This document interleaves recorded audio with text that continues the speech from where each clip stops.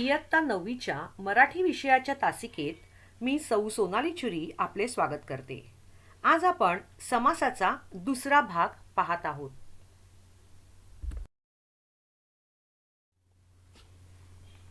मुलांनो, समास म्हणजे काय?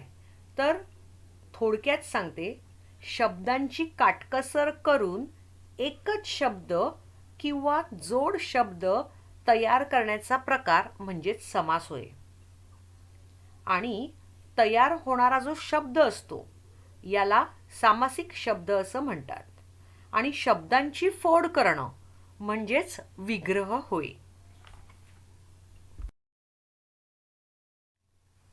आता आपण द्वंद्व समास पाहत आहोत. मुलांनो, द्वंद्व समासाचे 3 प्रकार आहेत आणि तीनही प्रकार आपल्याला अभ्यासायचे आहेत.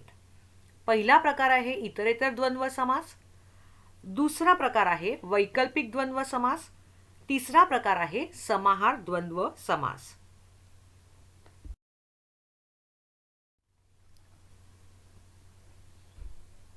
प्रथम आपण इतरेतर द्वंद्व समास पाहूया. मुलांनो, छोट्या छोट्या टेक्निक्स मी तुम्हाला इथे देते. त्यातून तुम्हाला समास सोडवणं सोपं जाईल.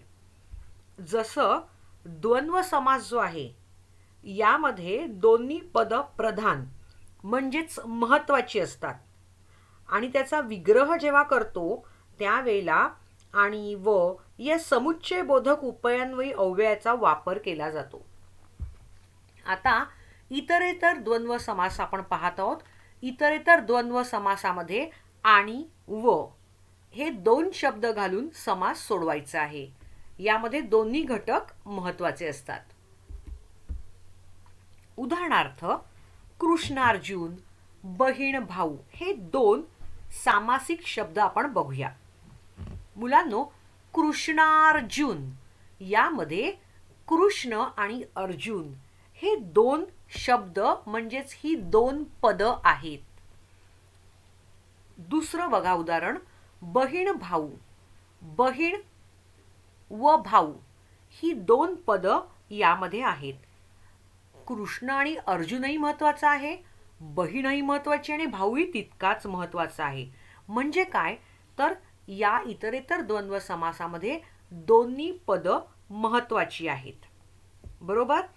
मग कृष्णार्जुन या सामासिक शब्दाचा विग्रह करायचा झाल्यास कृष्ण व अर्जुन असा होईल आणि समासाचा प्रकार असेल इतरेतर द्वंद्व समास. आता दुसरं उदाहरण बघूया, बहीण भाऊ.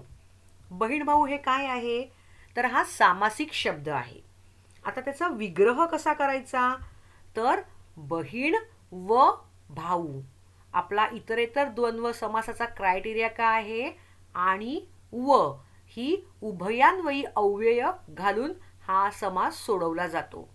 मग तुम्ही काय करायचं आहे, इतरेतर द्वंद्व आणि व असं पाठ करूनच ठेवायचं आहे. मग हे तुमच्या लक्षात येईल.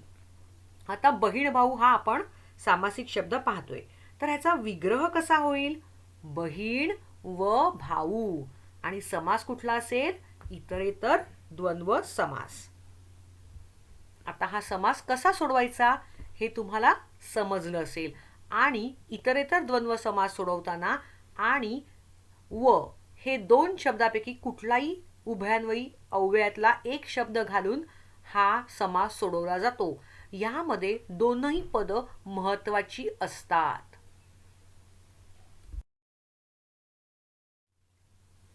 नाव इट्स युअर टाइम. मुलांनो, पुन्हा तुम्ही 3 भाग करणार आहात एका पानाचे. पहिला भाग हा छोटा असेल ज्यामध्ये तुम्ही सामासिक शब्द लिहिणार आहात. दुसरा भाग जो आहे हा मोठा असेल, तिथे शीर्षक द्यायचंय, टायटल द्यायचंय विग्रह. आणि तिसरा भाग जो आहे त्या तिसऱ्या भागामध्ये लिहायचंय समासाचं नाव किंवा प्रकार. आता आपण इथे एक एक समासाचा प्रकार घेऊन तोच प्रॅक्टिस दखल मी देत आहे. कारण का, समास तुमचा पक्का व्हावा या उद्देशाने मी हे करते. आणि म्हणून समासाचं नाव लिहिल्यानंतर त्यातलेच सगळे उदाहरण आपण सोडवत आहोत प्रॅक्टिस म्हणून, हे लक्षात घ्यायचंय. मला वाटतं तुमचे 3 भाग करून झाले असतील. जाऊया पुढच्या स्लाइडवर, जिथे तुम्हाला स्वतःला लिहायचं आहे.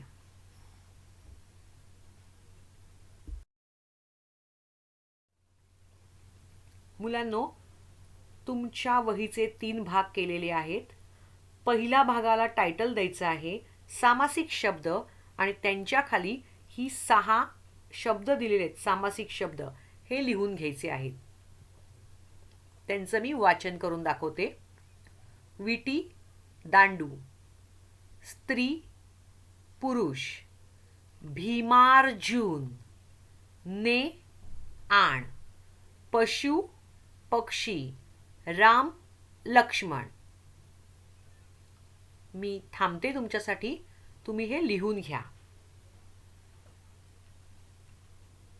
त्यानंतर विग्रह तुम्हालाच करायचा आहे. बघा, प्रत्येक सामासिक शब्दामध्ये 2 शब्द म्हणजेच 2 पद आहेत. त्या 2 पदांच्या मध्ये म्हणजे त्या 2 शब्दांच्या मध्ये आणि व यापैकी कुठलाही एक शब्द लिहून हा समास सोडवायचा आहे. आणि शेवटचा जो भाग आहे, तिसरा पाठ, त्याच्यामध्ये तुम्ही नाव लिहिणार आहात इतरेतर द्वंद्व समास. एकाखाली एक लिहू नका, एक एक लाईन लिहू करा.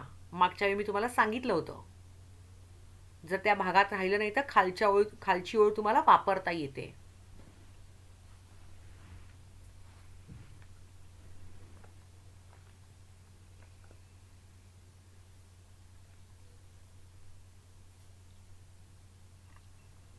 झाले सामासिक शब्द लिहून. आता विग्रह करायचा आहे. 2 सामासिक शब्दामध्ये 2 शब्द मिळत आहेत, 2 पद मिळत आहेत. त्या 2 पदांच्या मध्ये आणि व या 2 उभयान्वयी अव्ययापैकी कुठलंही एक अव्यय घालायचं आहे. आणि या शब्दाचे 2 भाग करायचे आहेत. म्हणजेच काय, विग्रह करायचा आहे. म्हणजेच 2 पद करायची आहेत एका शब्दाचे. आणि शेवटच्या भागामध्ये तुम्ही काय लिहिणार आहात, समासाचं नाव. इतरेतर द्वंद्व समास. द्वंद्व या शब्दाचं स्पेलिंग लिहिताना किंवा शब्दलेखन करताना दोन्ही द चे पाय मोडलेले आहेत.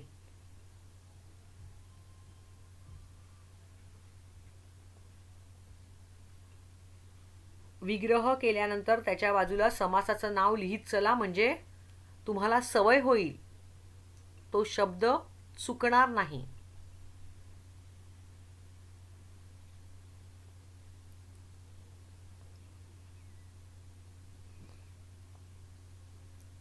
झालं लिहून सोडवायचं? ठीक आहे, अजून 1 मिनिट देते मी.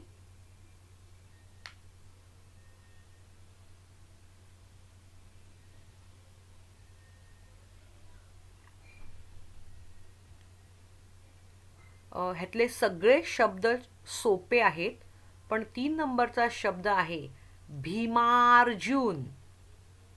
जसं मी कृष्णार्जुन हा शब्द वापरला होता उदाहरण देताना.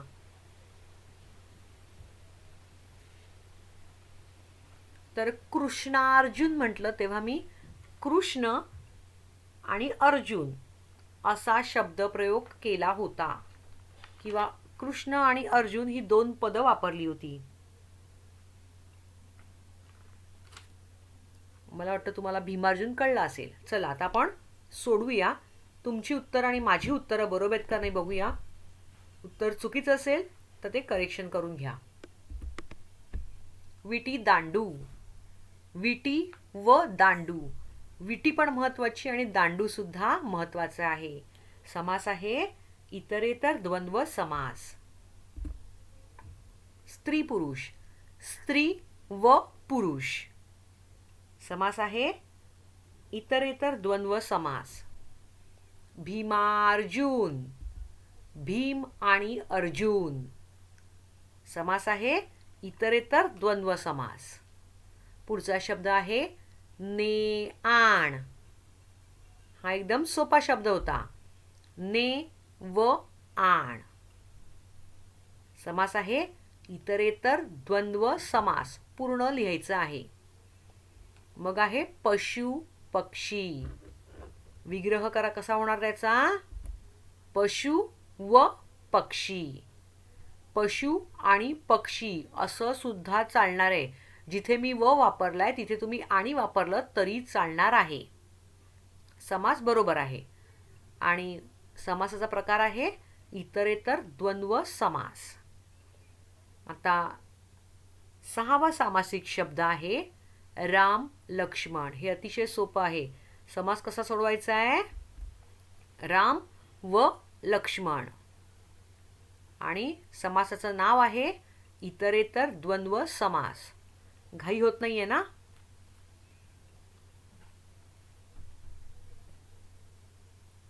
झालं लिहून. चेक केलं. मला वाटतं 99% इतरेतर द्वंद्व समासाची उत्तरं मुलांची बरोबर असणार. आता आपण पुढच्या स्लाइडवर जाऊया. पुढे अजून उदाहरणं आहेत ती तुम्हाला सोडवायची आहेत.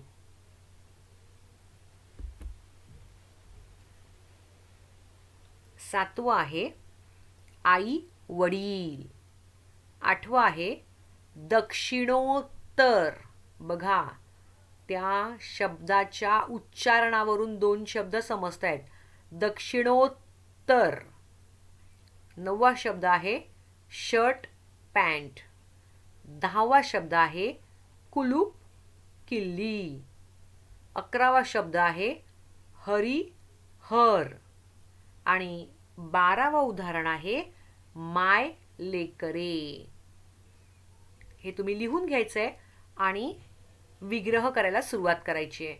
मग माझी उत्तरं येतील.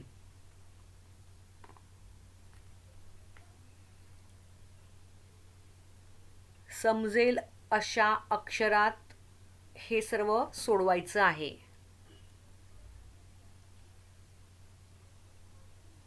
मला वाटतं हा समास तुम्हाला अगदी छान समजला असेल. सोपा आहे. 2 शब्द समोरच दिसत आहेत. फक्त विग्रह केल्यानंतर बाजूला नावं लिहित चला इतरेतर द्वंद्व समास पूर्णपणे. म्हणजे तुमच्या जास्त लक्षात राहील. जितकं लिहून तुम्ही सोडवाल तितकं तुमच्या जास्त डोक्यात पक्क बसेल.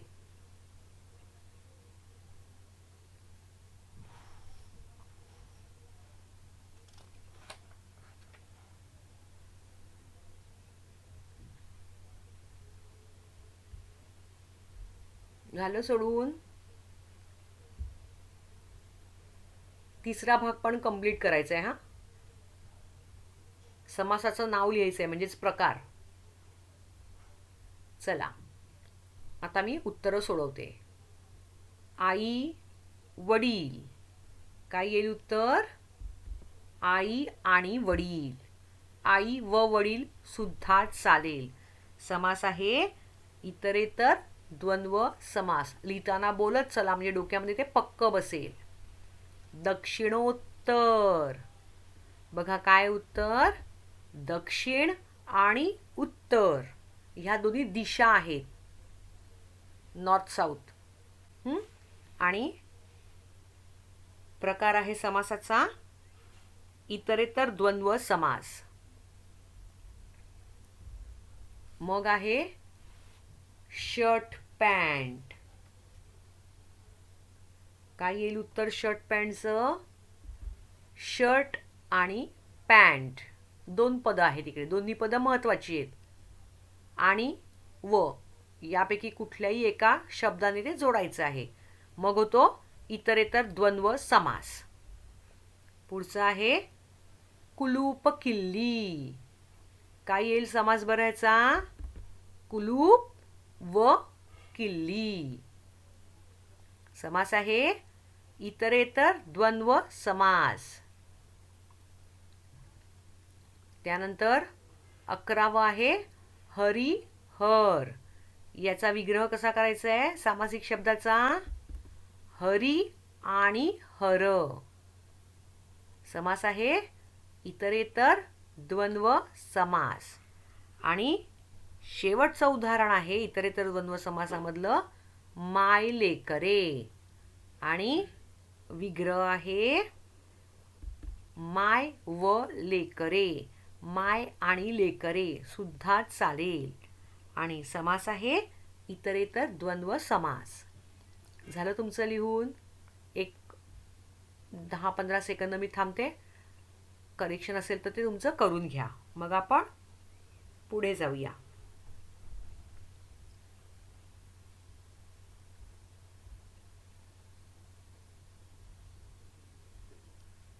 तिन्ही कॉलम भरलेले हवेत हा. शाळा चालू झाल्यावर हे सगळं तपासलं जाईल. चला जाऊया आता पुढच्या भागात. मुलांनो, आता आपण द्वंद्व समासातील दुसरा प्रकार म्हणजेच वैकल्पिक द्वंद्व समास अभ्यासणार आहोत. आता हा समास सोडवताना किंवा समासाचा विग्रह करताना अथवा वा किंवा या विकल्पदर्शक उभयान्वयी अव्ययाचा वापर करतात. शक्यतो विरुद्धार्थी शब्द वैकल्पिक द्वंद्व समासात येतात. आता लक्षात कसं ठेवायचंय? वैकल्पिक द्वंद्व समास. वैकल्पिक म्हणजेच विकल्प येतो, विरुद्धार्थी. वैकल्पिक विरुद्ध अथवा किंवा वा. अशा प्रकारे पाठ करायचंय. वैकल्पिक द्वंद्व समास अथवा किंवा वा विरुद्धार्थी. एवढं लक्षात ठेवलं की तुम्हाला तो समास सोडवणं अतिशय सोपं पडेल. बघूया आता उदाहरणं काय त्याची. उदाहरण आहे खरे खोटे, बरे वाईट.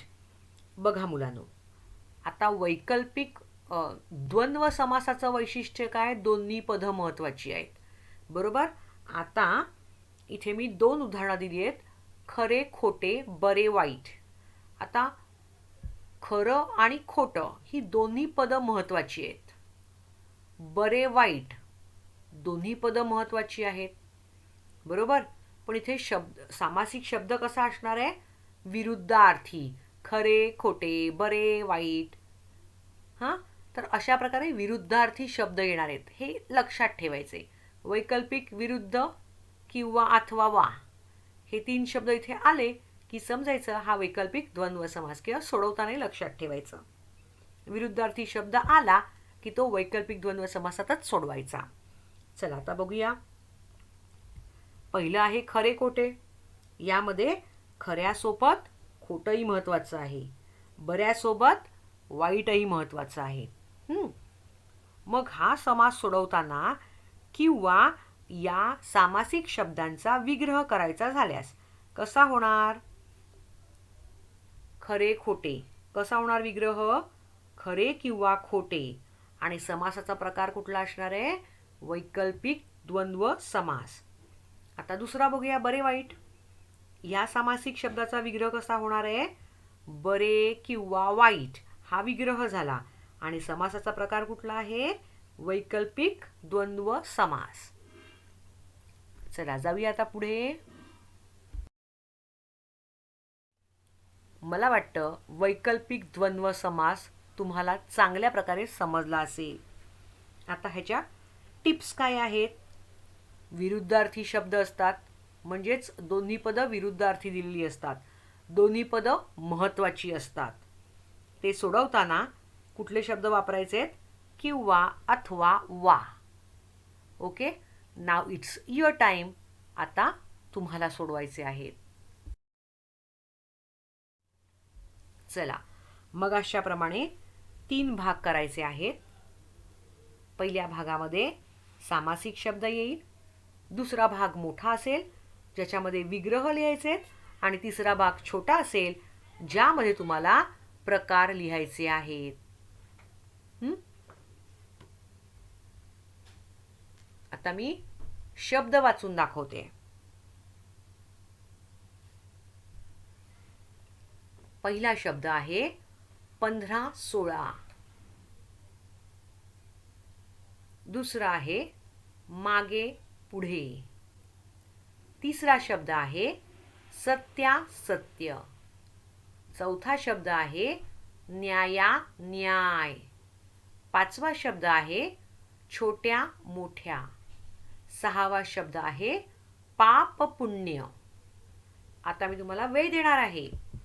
तुम्ही काय करायचंय, हा समास सोडवायचा आहे, म्हणजेच विग्रह करायचा आहे. हां, चला तर मग तुमची वेळ सुरू होते. शब्द नीट बघा. विरुद्धार्थी शब्द आहेत, 2 पद आहेत, किंवा वा अथवा या 3 उभयान्वयी अव्ययाने ते सोडवायचे आहेत. आणि मग समास होणार आहे तुमचा वैकल्पिक द्वंद्व समास.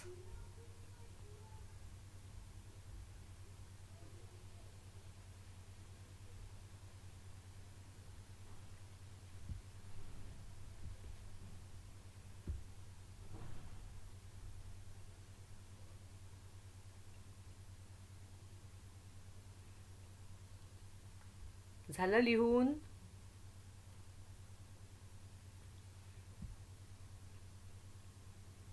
शांतपणे 2 पद वेगळी करायची आहेत सामासिक शब्दातनं. अथवा किंवा वा 2 पदांच्या मध्ये घालायचंय. अतिशय सोपा आहे. द्वंद्व प्रकारच समासाचा एकदम सोपा आहे.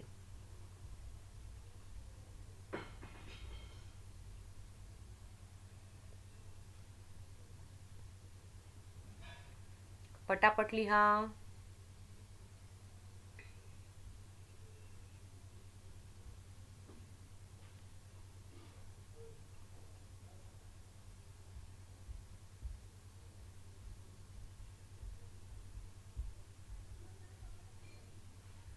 उदाहरणं भरपूर दिली आहेत, त्यामुळे समास सोडवायला सोपा पडेल.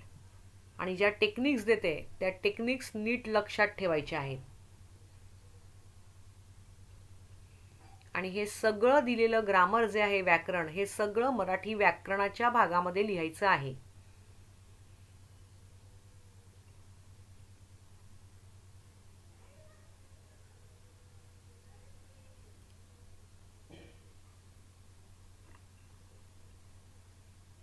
तुमच्या वहीला सुद्धा मार्क असतात. झालं, जाऊया पुढे आपण. चला उत्तर बघूया. 15-16 काय बरं येईल? 15 किंवा 16 दोन्ही पद महत्वाची आहेत. आणि समास असेल वैकल्पिक द्वंद्व समास. दुसरा आहे मागे पुढे. सोपा आहे समास. कसा सोडवणार? मागे किंवा पुढे. विरुद्धार्थी शब्द आहेत बघा सगळे, आणि म्हणून तो होतो वैकल्पिक द्वंद्व समास. विरुद्धार्थी वैकल्पिक, किंवा वा अथवा, व व व सगळे एकत्र आलेले आहेत. हां, आता पुढचं आहे सत्यासत्य. यामध्ये 2 शब्द कुठले आहेत? सत्य असत्य, म्हणजेच सत्य किंवा असत्य. कुठला समास आहे? वैकल्पिक द्वंद्व समास. बोलत जा म्हणजे उच्चार स्पष्ट होईल, आणि तसंच लिहिण्याचा प्रयत्न करा. आता चौथं उदाहरण आहे न्यायान्याय. यात सुद्धा 2 शब्द आहेत. कुठले आहेत? न्याय किंवा अन्याय. दोन्ही पद महत्वाची आहेत, आणि किंवा या शब्दांनी ते दोन्ही पद जोडलेली आहेत, आणि झालेला आहे वैकल्पिक द्वंद्व समास. आता 5वं उदाहरण बघा. छोट्या मोठ्या. सोपं आहे. उत्तर आहे छोट्या किंवा मोठ्या, छोट्या अथवा मोठ्या, छोट्या वा मोठ्या, काहीही लिहिलं तरी चालेल. तो समास बरोबर आहे. आता समासाचा प्रकार कुठला आहे हा? वैकल्पिक द्वंद्व समास. 6वं आहे पाप पुण्य. उत्तर आहे पाप किंवा पुण्य. आणि समासाचा प्रकार आहे वैकल्पिक द्वंद्व समास. झालं इतकं?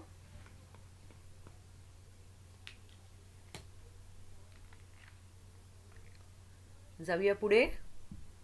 चला नेक्स्ट स्लाइड. 7वं आहे पास नापास. 8वा शब्द आहे 5 10 आणि 9वा आहे सुख दुःख. आपण सोडवतो आहोत वैकल्पिक द्वंद्व समास. याचा विग्रह करताना कुठले शब्द वापरायचे आहेत? अथवा, वा, किंवा. हे 3 विकल्पदर्शक उभयान्वयी अव्यय आपण वापरतो. झालं लिहून? चला सोडवूया आपण हा समास. पास नापास. पास किंवा नापास समास आहे वैकल्पिक द्वंद्व समास. पुढे आहे 5 10. हा समास कसा सोडवायचा आहे? विग्रह कसा करायचा आहे? 5 किंवा 10 समास आहे वैकल्पिक द्वंद्व समास. आणि शेवटचं उदाहरण आहे सुख दुःख. कसा सोडवायचा आहे? विग्रह कसा येईल? सुख किंवा दुःख.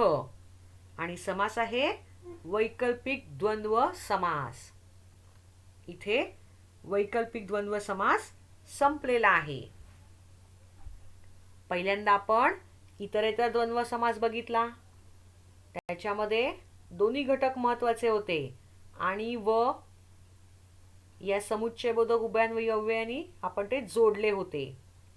जोड शब्द असतात त्याच्यामध्ये. आता बघितला वैकल्पिक द्वंद्व. याच्यामध्ये काय असतो? विरुद्धार्थी शब्द असतात. अथवा, किंवा, वा या शब्दांचा या किंवा या विकल्पदर्शक उभयान्वयी अव्ययांचा वापर करायचा असतो. आता आपण पुढचा प्रकार अभ्यासणार आहोत. मुलांनो, हा द्वंद्व समासाचा 3रा प्रकार आहे. त्याचं नाव आहे समाहार द्वंद्व समास.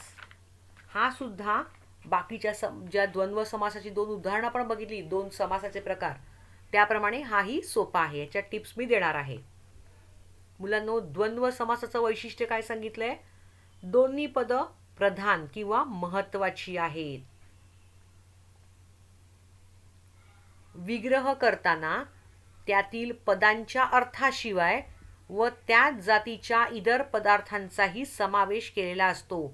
सगळी पद समान महत्त्वाची असतात. उदाहरण बघूया आपण, म्हणजे समजेल तुम्हाला. बघा, भाजीपाला, चहा पाणी हा सामासिक शब्द आहेत. आता समाहार द्वंद्व समासाच्या प्रकारामध्ये त्याचा आपल्याला काय करायचं आहे? विग्रह करायचा आहे. आता बघा कसा करायचा तो. भाजीपाला यामध्ये 2 पदं कुठची आहेत? भाजी पाला. आता दोन्ही पदं महत्त्वाची आहेत, समान आहेत, महत्त्वाची. मग समाहार द्वंद्व समास प्रकार सोडवताना आपल्याला काय करायचं आहे? तर शेवटी वगैरे लिहायचं आहे. मुलांनो, वगैरे लिहिताना मुलं वैगरे लिहितात. तर हे चुकीचा शब्दप्रयोग करू नका, नाहीतर गुण जातील.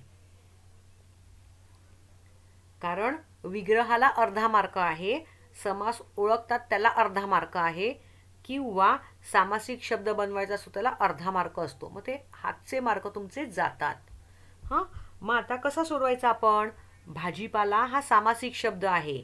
विग्रह कसा करायचा? भाजी स्वल्पविराम पाला. 2 शब्द असणार आहेत, 2 पदं असणार आहेत. त्या 2 पदांच्या मध्ये स्वल्पविराम आला पाहिजे आणि शेवट करायचं आहे वगैरे. आता दुसरं उदाहरण बघा.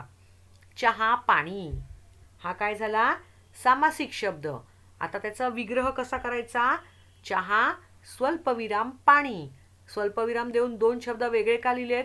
तर दोन्ही शब्द भिन्न आहेत. चहा वेगळा आणि त्यामध्ये घालणारं पाणी दोन्ही महत्वाचे आहेत, म्हणून ते वगैरे लिहिलेलं आहे. आणि समासाचा प्रकार कुठला आहे? समाहार द्वंद्व समास. नाव इट्स युअर टाइम. चला, आहात तयार? जरा पटापट करा, वेळ संपत आलेली आहे. शब्द आहेत पालापाचोळा, मीठ भाकर, बाजार हाट, केर कचरा,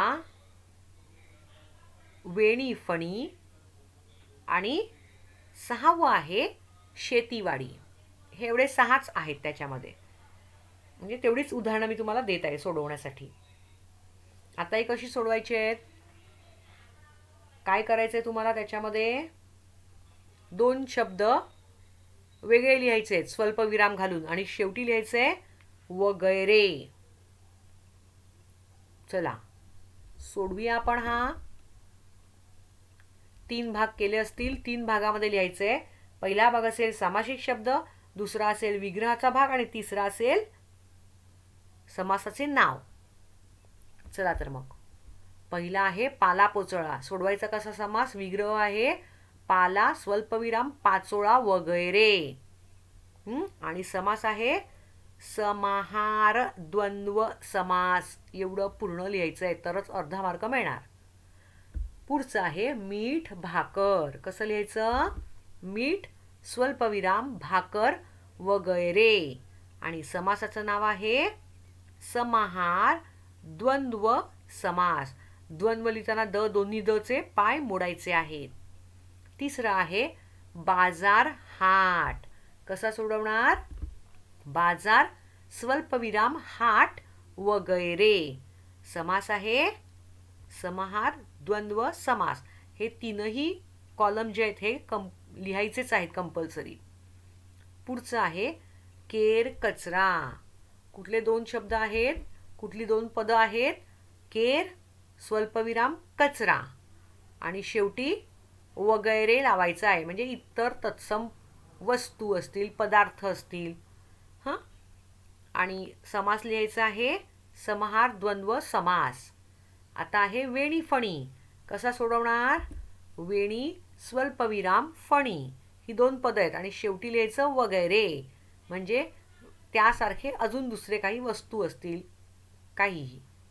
समास झाला समाहार द्वंद्व समास. आता शेवटचा समास आहे, सोडवायचा आहे. सामासिक शब्द आहे शेतीवाडी.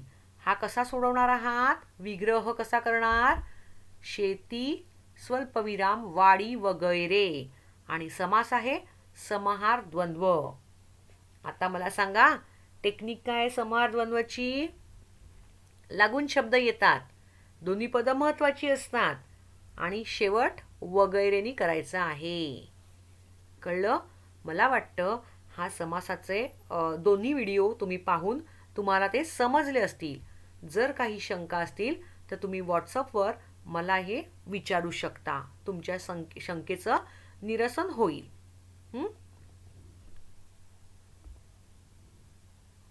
झालं सगळं? इथे आपले समास संपलेले आहेत.